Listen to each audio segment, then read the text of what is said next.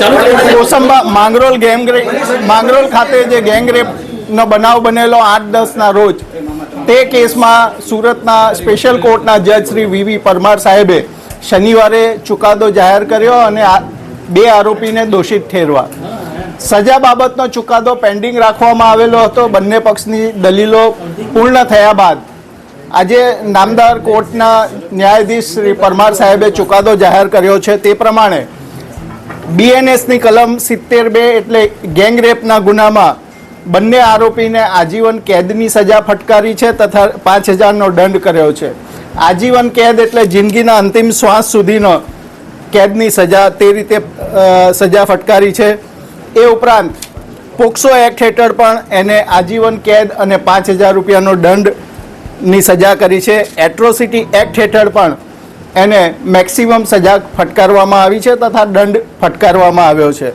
સાથે સાથે ભોગ બનનાર પીડિતાને વિક્ટિમ સહાય યોજનામાંથી 10 લાખ રૂપિયાનું વળતર આપવું તેવો પણ હુકમ કર્યો છે.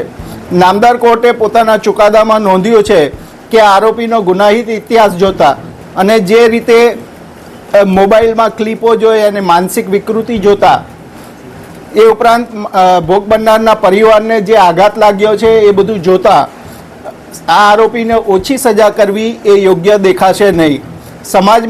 સમાજની પણ અપેક્ષા છે કે આને વ્યવસ્થિત એના ગુના પ્રમાણેની સજા હોવી જોઈએ. નામદાર કોર્ટે સુપ્રીમ કોર્ટનું એક જજમેન્ટ પણ પોતાના જજમેન્ટમાં ટાંક્યું છે કે આને શું કામ હું ઓછી સજા નથી કરતો. એ કેસમાં નીચલી કોર્ટે ઓછી સજા કરેલી, પણ નામદાર કોર્ટે કહ્યું કે ભાઈ આ બળાત્કારના કેસમાં આ રીતની ઓછી સજા કરવી પણ એ યોગ્ય નહીં ગણાશે.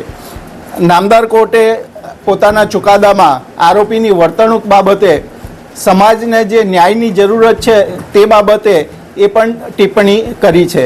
કુલ લગભગ 525થી ઉપર પાનાનું નામદાર કોર્ટે આજે જજમેન્ટ જાહેર કર્યું છે.